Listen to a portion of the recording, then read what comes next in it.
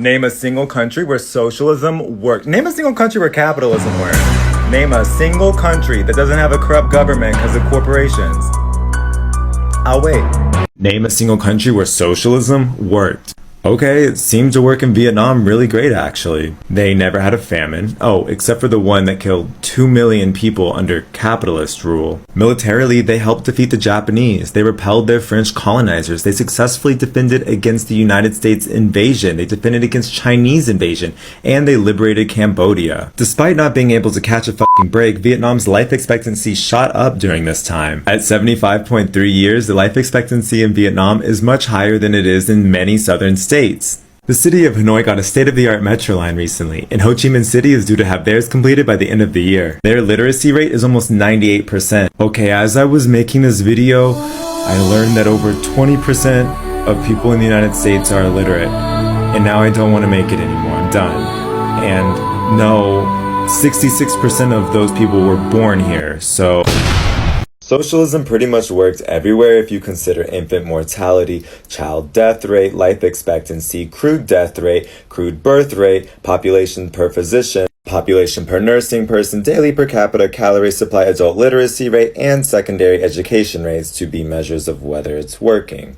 When you compare capitalist and socialist countries within the same income level and specify the recent post-revolutionary socialist countries, right? Because you could compare socialist China with war-torn capitalist Afghanistan and say, look, socialism's obviously better. That wouldn't make sense, but we do that when we compare the US to post-revolutionary countries like Cuba or Vietnam that are trying to rebuild and conveniently ignore that the US had 400 years of slavery-fueled cotton export fueling its economy. That's the methodology of the 1986 study, Capitalism, Socialism, and the Physical Quality of Life. No, there hasn't been a lot of socialism since then. We won the Cold War. Yeah, no, this is a picture of the South Korean president in handcuffs. She was pardoned this week after being arrested in 2018 on vast corruption charges. We're taking South Korea out of your list of countries that aren't corrupt and putting in New Zealand, which is under the control of the Democratic Socialist Labour Party under their Prime Minister Jacinda Ardern. So you're right, we do have around 5 to 10 tiny capitalist countries out of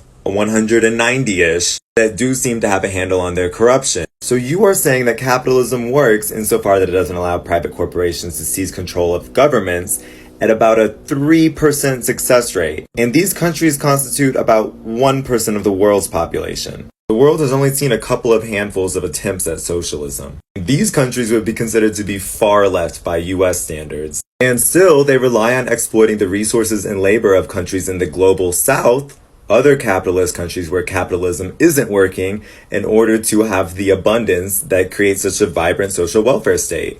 To me, that's not working. Communism, ladies and gentlemen, I say it without flinching, communism in Eastern Europe, Russia, China, Mongolia, North Korea, and Cuba brought land reform and human services, a dramatic bettering of the living conditions of hundreds of millions of people on a scale never before or never since witnessed in human history. And that's something to appreciate. Communism transformed desperately poor countries into societies in which everyone had adequate food, shelter, medical care, and education.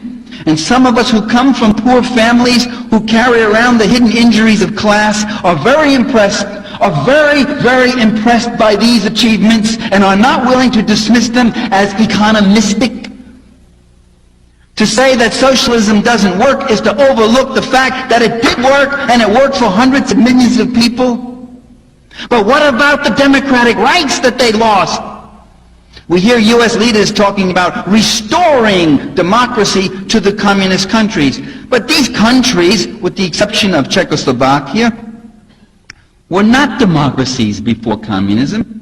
Uh-oh, did you just say that socialism is undemocratic? That's funny coming from an American. We heard US leaders talking about restoring democracy to socialist countries all throughout the Cold War. But these countries, with the exception of Czechoslovakia, were not democracies before socialism. Russia was a Tsarist autocracy. Poland was a right-wing fascist dictatorship under Pilsudski. Albania was an Italian fascist protectorate as early as 1927. Cuba was a US-sponsored dictatorship under that butcher Batista. Lithuania, Hungary, Romania, and Bulgaria were outright fascist regimes openly allied with Nazi Germany in World War II. Vietnam was a French colony under military dictatorship. China was a feudal backwater on the brink of colonization by Imperial Japan, who had already brutally colonized Korea.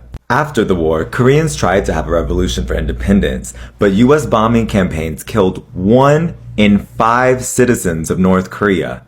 The alternative we offered South Korea? Decades of military dictatorship, under which student protesters were massacred by the US-backed regime.